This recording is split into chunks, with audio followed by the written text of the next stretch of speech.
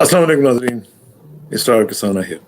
नाज़रीन, बहुत ही important issue आपको याद है पिछले दिनों में हुआ था, और वो ये हुआ था कि हम लोगों ने एक बहुत बड़ा स्कैंडल देखा इंटरनेशनल लेवल पे कि जो आपको पता है ईयू जो है, यूरोपियन पार्लियामेंट, उसके हवाले से वहाँ पे डिसइंफो लैब जो थी उसने अनअर्थ किया था एक बहुत बड़ा इंटरनेशनल स्कैंडल, जिसमें बताया गया था कि कितने बड़े लेवल पे 15 साल से पाकिस्तान के खिलाफ एक कैंपेन चलाई जा रही थी।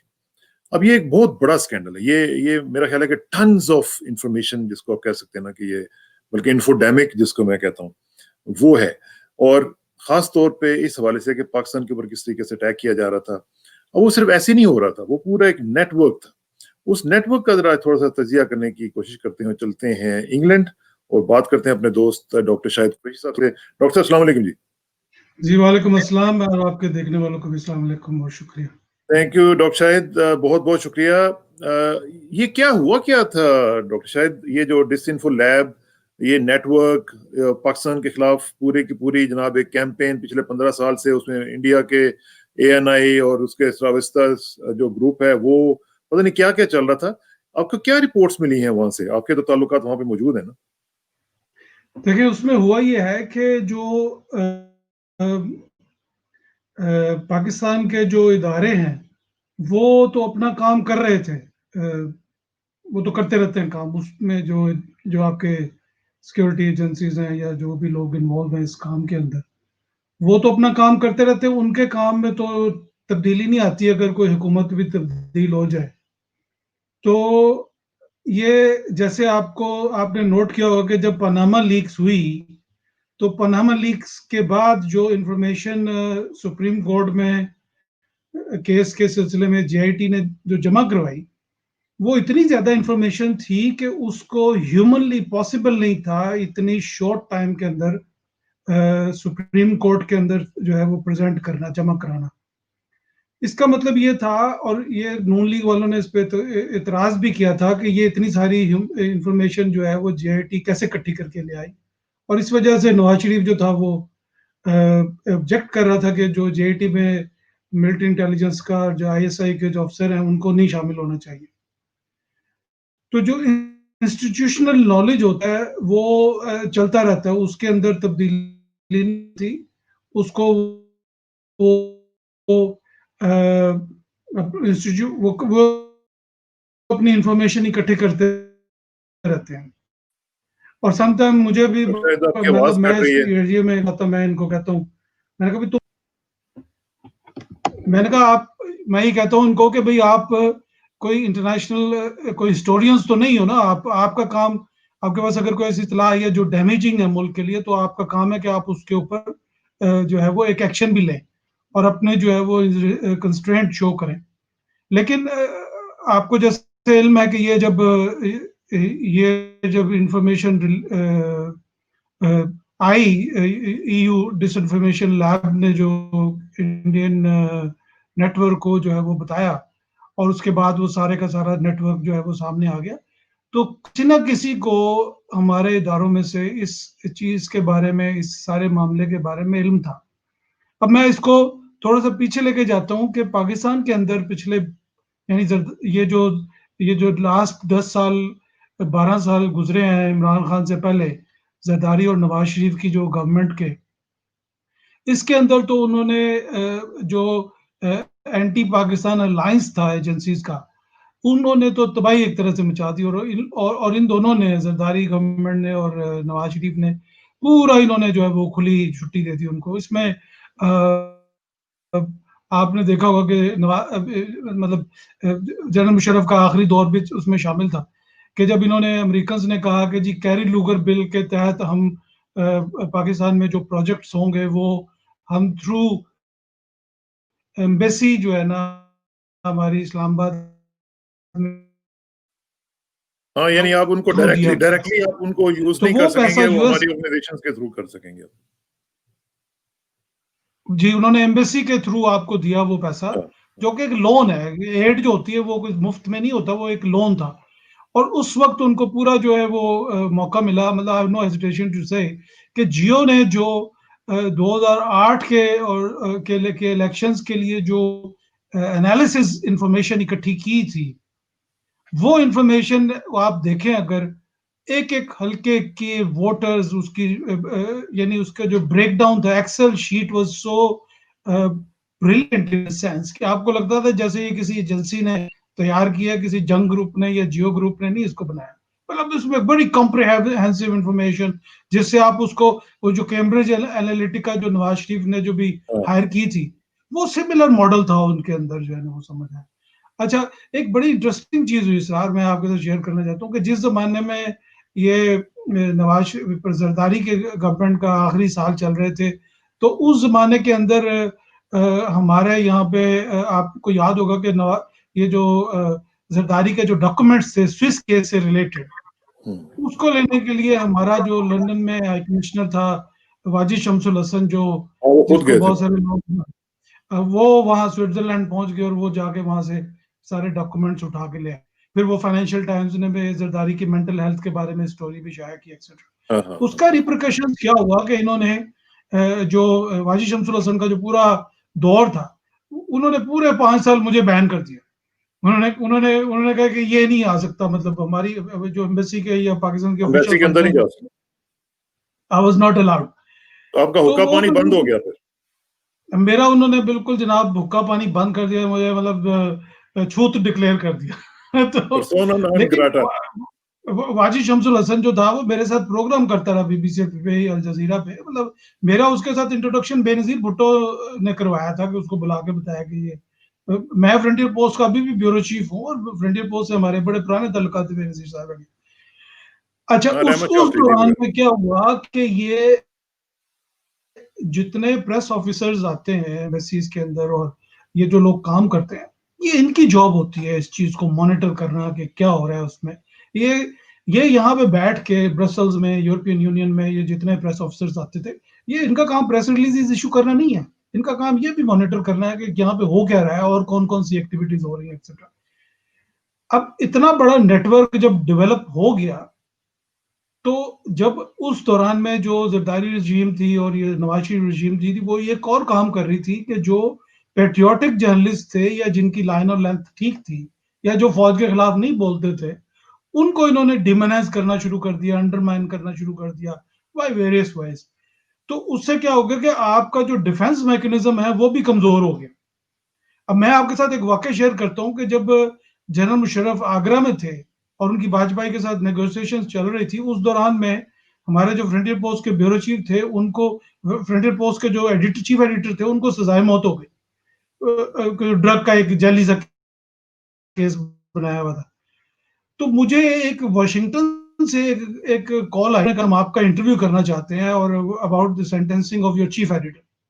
मैंने कहा जी ओके, नो प्रॉब्लम। तो मैंने कहा कि who is the channel who need your document. अब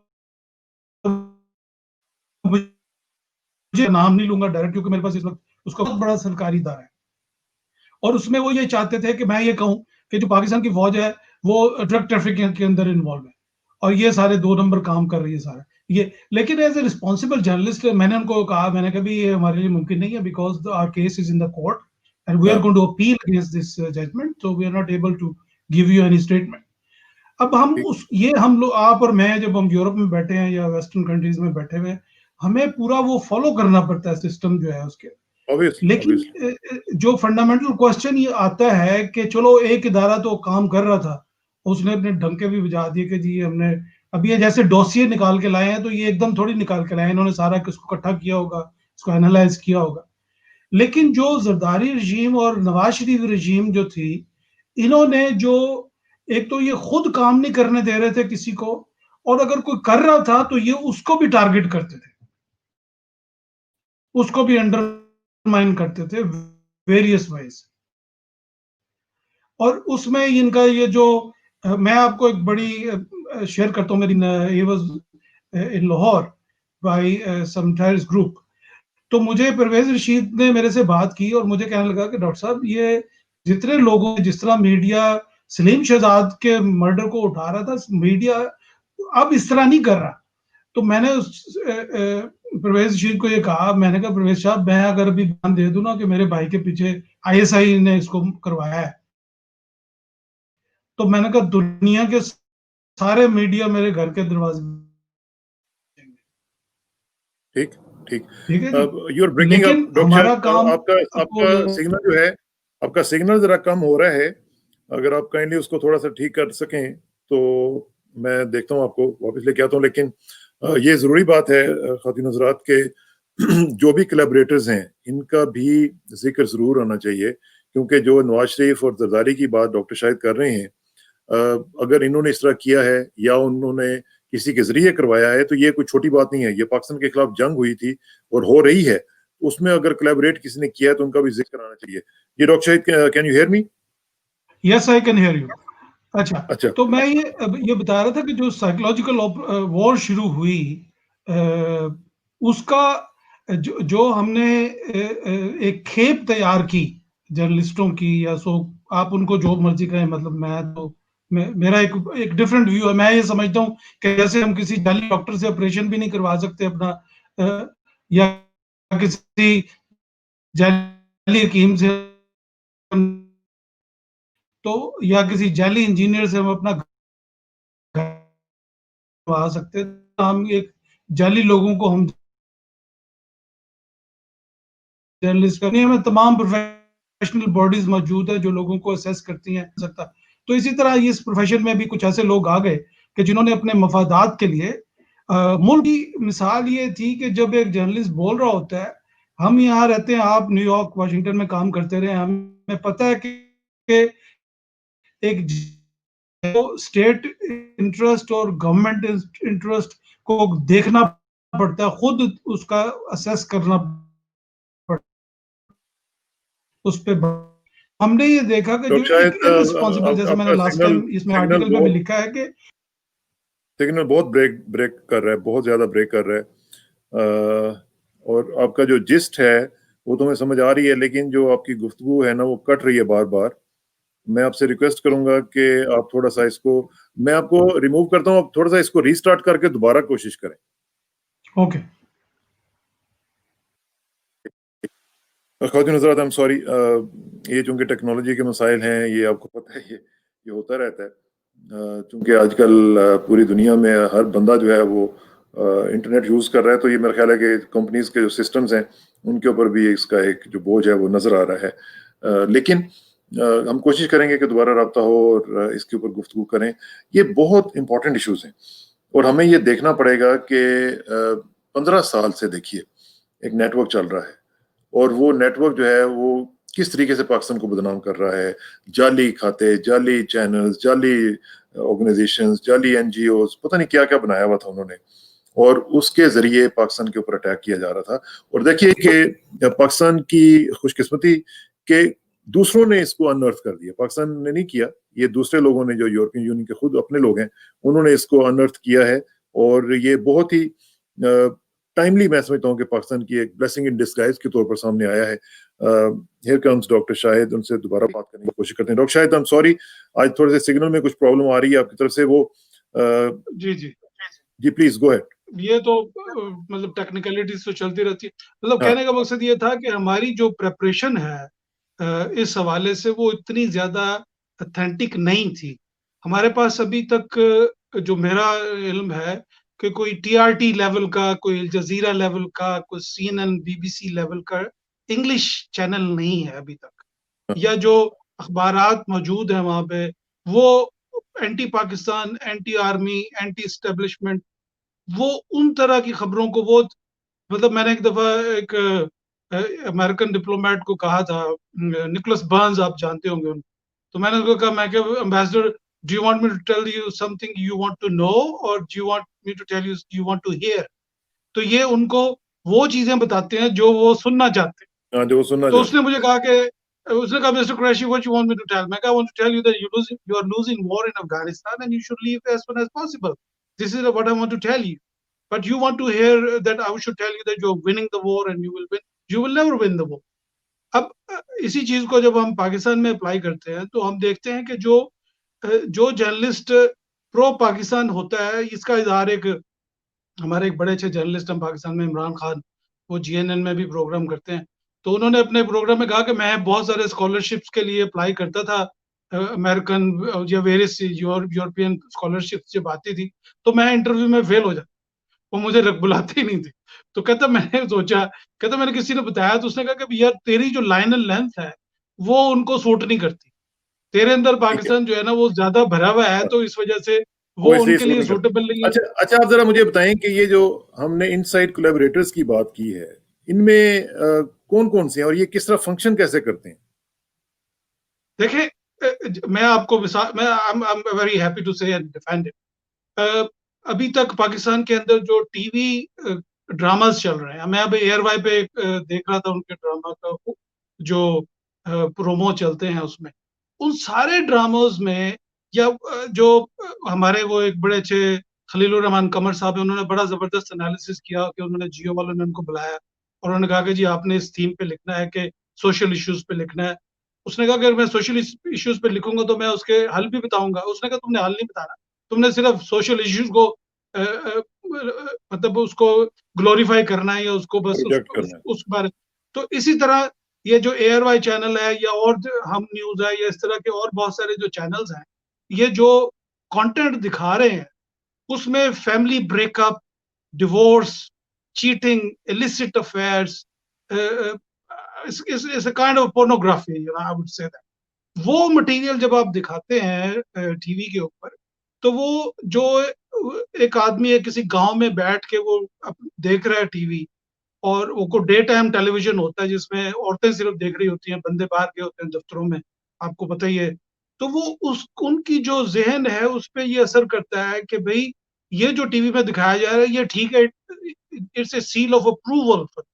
यानी जैसे पहले कहते थे कि अगर अखबार में कोई चीज छप गई तो इसका मतलब है कि वो बड़ी अथेंटिक होगी, चाहे वो झूठी छपी। अब उस जमाने में तो नहीं होता था इस तरह के झूठ छापने। अब उसी वो थीम्स जो थी वो इन्होंने पाकिस्तान के मीडिया हाउसेस में, पाकिस्तान के जो राइटर्स हैं वो उनको इंजेक्ट इन्होंने किया। फीड इन की, और पाकिस्तान में डिवोर्स रेट जो है वो बढ़ गया। बढ़ गया। अब मेरा जो एनालिसिस है वो ये है, मैंने एक जगह लिखा भी था कि पाकिस्तान में जब जुमा होता है तो मस्जिदों में जगह नहीं होती, सड़कों के ऊपर खड़े होकर नमाज पढ़ रहे होते हैं, लेकिन जो करप्शन है वो भी, उसमें भी कोई कमी नहीं आ रही। तो इसका मतलब है कि मजहब ने और करप्शन ने मुआहदा कर लिया एक दूसरे का साथ, इनका आपस में एक जो हो मतलब एग्रीमेंट हो गया कि भाई we can live together like rail tracks, we won't meet each other but we will live. अब आप टीवी पे भी कोई जो मजहबी प्रोग्राम भी अगर देखें तो उन प्रोग्रामों में वो या तो वो जन्नत की बात कर रहे होते हैं कि आगे क्या होगा, या वो जो हिस्ट्री हुई है वो जैसे अयूब खान ने इंटेलिजेंस को भेजा तबलीगी जमात पे रिसर्च करने के लिए, तो जब वो आए उन्होंने रिसर्च दी अयूब खान को कि जी इंटेलिजेंस ब्यूरो ने, उन्होंने कहा जी ये लोग तो 1400 साल पुरानी बात करते हैं या फिर ये मरने के बाद की बात करते हो, तो आपकी गवर्नमेंट को कोई खतरा नहीं है, यू आर ओके विद ठीक है। दैट। अच्छा अच्छा, अब जरा मुझे थोड़ा सा ये बताएं कि ये तो आपने बताया कि जो हमारे एंटरटेनमेंट चैनल्स हैं, जो न्यूज चैनल्स हैं, वो भी कोलैबोरेट कर रहे हैं, अंदर से हमारे लोग मिले हुए हैं इस इंटरनेशनल नेटवर्क के साथ? देखिए जो जब आप यहाँ पे जब हम न्यूज देख रहे होते हैं, जैसे अभी इंडियन फार्मर्स का जो है ना, इट्स वेरी हॉट इशू, पूरी दुनिया में इसको दिखाया जा रहा है, डिबेट्स हो रही हैं। पाकिस्तान में अभी तक मरियम नवाज डिस्कस हो रही है, बिलावल डिस्कस हो रहा है, या नवाज शरीफ ने क्या कर दिया, राना जनाउल्लाह ने क्या कहा। उन वो इंडियन फार्मर्स की इतनी बड़ी स्टोरी है, वो उसको डिस्कस ही नहीं कर रहे हो। या कश्मीर के अंदर जो जुल्म सितम हो रहे हैं वो उसके ऊपर कोई बात नहीं हो रही, जो हमारे एक्सपर्ट्स हैं वो भी इस पे नहीं बात करते, वो बस गवर्नमेंट गवर्नेंस से जो, यानी जो जर्नलिस्ट अपना मुंह खोलता है तो उससे हमें पता चल जाता है कि ये कहाँ से बोल, वो जी गवर्नेंस ठीक नहीं है जी, फ्ला हो गया। भाई हमें पता है, आप जर्नलिस्ट हैं, आपको पता है कि गवर्नेंस ने कोई एक दिन में तो ठीक नहीं हो जाना। लेकिन जब आप किसी स्टोरी को डिलिबरेटली किल करते हैं, उससे आपको अंदाजा होता है कि ये जो चैनल है ये इसकी थीम क्या है। अब यूके में इतनी बड़ी प्रोटेस्ट की सिखों ने फार्मर्स के हक में, उसका पाकिस्तान के जो चैनल्स थे उसमें कोई वो इनपुट नहीं था। यानी वो किसी को फोन करके जैसे बंदा पूछ ही लेता कि जी आपके शहर में क्या हो रहा है, क्या फीडबैक है, या आप उसको बार बार फ्लैशबैक करते हैं, आप उनको दिखाते हैं कि वो जो इंडियन फार्मर्स हैं वो क्या कह रहे हैं, या वहाँ के जो सिख हैं इंडिया के जो सिख हैं वो उन्होंने कईयों ने अपोलोजाइज किया, आपने देखा होगा ट्विटर के ऊपर। उन्होंने कहा मिस्टर हम पाकिस्तान से कायद आजम से हम सॉरी बोलते हैं मिस्टर जिन्ना से कि उसने हमें ऑफर किया था और हमने उसकी बात नहीं मानी, और अब हमें ये उसका ये नुकसान हो रहा है कि हमें गोल्डन टेम्पल भी हो गया, 84 भी हो गया, अब हमें दोबारा फिर मार रहे हैं तो हिंदू। आखिर में मुझे मुझे इस टॉपिक पे मुझे थोड़ा सा बताएं कि इसमें सोल्यूशन फिर क्या है, क्या किया जाए, कैसे अपने जो मीडिया है या मीडिया मैन है उनको उनकी तत्हीर का जो अमल है वो कैसे किया जा सकता है?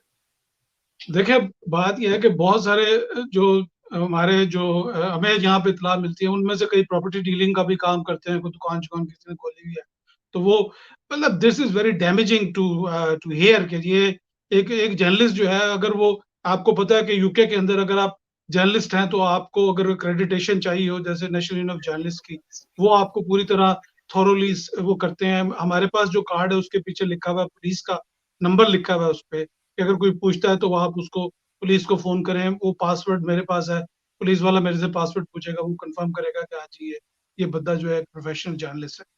तो जब तक आप उसको एक प्रोफेशनल बॉडी नहीं बनाएंगे उस वक्त तक आप या इस जो प्रोफेशनल बॉडी है उसका एक क्रेडिटेड सिस्टम नहीं बनाएंगे उसके अंदर, उस वक्त तक ये जो माजा गामा जर्नलिज्म है ये चलता रहेगा।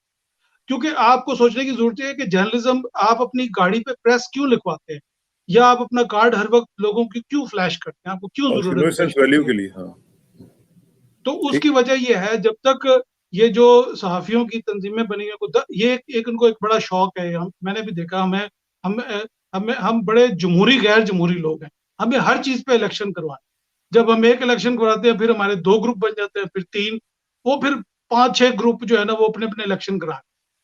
उसके बजाय अगर ये इस चीज पे तवज्जो दें कि अगर कोई बंदा जिसने मास्टर्स किया हुआ जर्नलिज्म में या किसी सोशल साइंसेज में उसका मास्टर्स है, उसका एक्सपीरियंस है किसी मीडिया ऑर्गेनाइजेशन में, प्रिंट मीडिया में, इलेक्ट्रॉनिक मीडिया में काम करने का, उसका उसका एनालिसिस करने के बाद उसको कार्ड इशू किया जाए नेशनल लेवल के ऊपर और कि इस बंदे ये बंदा ये जो जो ऑर्गेनाइजेशंस जिनकी आप जिक्र कर रहे हैं वो भी ऑर्गेनाइजेशंस भी हम देखते हैं पिछले 20-20 25-25 साल से वही चेहरे बैठे हुए हैं, वही उनके सारे सिलसिले हैं, फिर कॉलोनियां भी बन रही हैं, वो भी सब कुछ हो रहा है। ये क्या है, क्या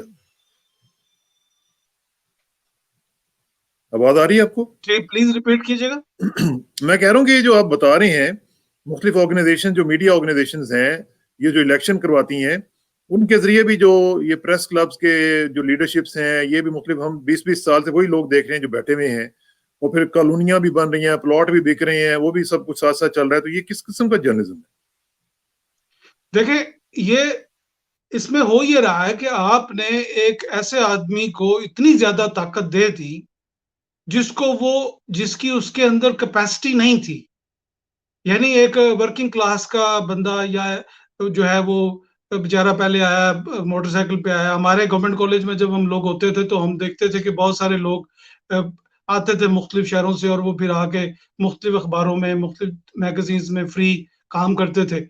और उसके बाद क्या होता था कि वो जो है ना फ्री काम करने के बाद जब उनको मौका मिलता था अपने पैसे वसूल करने का, तो फिर उसमें वो कोई कसर नहीं छोड़ते थे। उसमें हमने देखे हमारे बहुत सारे दोस्त जो है वो मुख्तलिफ छोटे शहरों से आए और फिर वो एकदम मल्टी मिलियनर्स बन गए। कोई सियालकोट से आया, कोई सरगोदे से आया, कोई झंग से आया, कोई भावलपुर से आया, और फिर वो बड़े बड़े घरों में और बड़ी बड़ी गाड़ियों में उन्होंने फिरना शुरू कर दिया। इसमें तो छोटे और बड़े शहर की बात नहीं है, वो बात फिर तो कैरेक्टर की कोलैबोरेटर्स है बन ना। जाते हैं उसके अंदर। बात तो कैरेक्टर की है, बात तो कैरेक्टर की। अच्छा, जी एक एक जी, एक आप क्वेश्चन दुरुस्त भी, फरमा रहे हैं, लेकिन एक क्वेश्चन भी है doctor Shahid, why are there no social media companies in Pakistan that can monitor social media in Pakistan and employ local laws regarding the content and apply local law?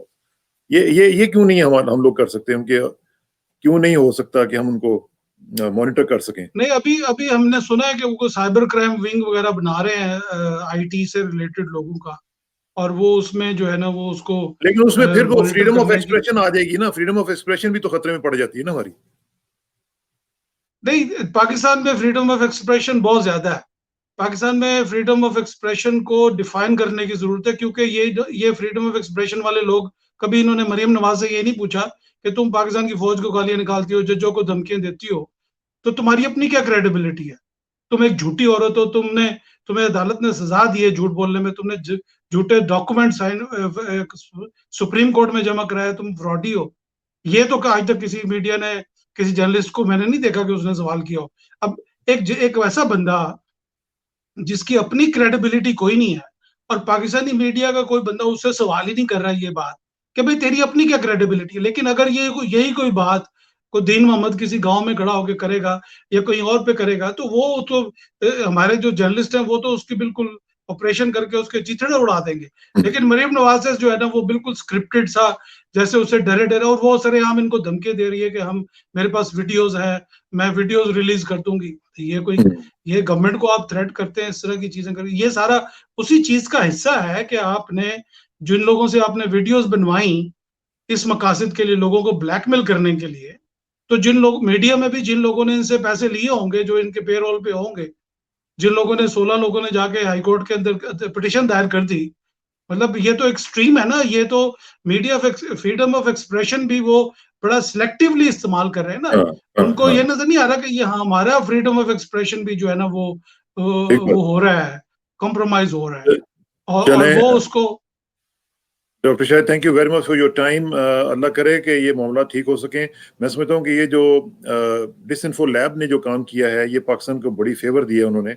अब पाकिस्तान को ये चाहिए कि ना सिर्फ इंटरनेशनल लेवल के ऊपर इनको लेके जाए, और ये जो ऑर्गेनाइजेशंस उनके साथ अटैच्ड हैं with in Pakistan and outside Pakistan, Canada में भी मुझे पता है कि कुछ इस तरह की ऑर्गेनाइजेशन हैं जो उनके साथ अटैच थी, जो उनके पेरोल पे काम कर रही थी, और इसी तरह बाकी जो यूके वगैरह में भी होंगी और बाकी जगहों पे भी होंगी। इनका हमें मेरा ख्याल है मुकाबला करना चाहिए और इनको इनके मंतकी अंजाम तक पहुंचाना चाहिए, क्योंकि ये फेक हैं और ये एजेंडा लेके बैठे हुए हैं और पाकिस्तान के खिलाफ एजेंडा उसके ऊपर काम कर रहे हैं। आखिर में दुआ कि मेरी इज्जत के लिए काफी है कि मैं तेरा ही बंदा हूँ, तो मेरे फख्र के लिए काफी है कि तू ही मेरा परवरदिगार है। तो बिल्कुल उसी तरह जिस तरह मैं चाहता हूँ मुझे भी उसी तरह बना दे जिस तरह तू चाहता है। स्पुरदन बतो माए खेशरा तू दानी हिसाब कमो बेशरा। मुझे स्टार्क को डॉक्टर शाहिद कुरैशी साहब के साथ इजाजत दीजिए। जल्दी मुलाकात होगी इंशाल्लाह। अल्लाह।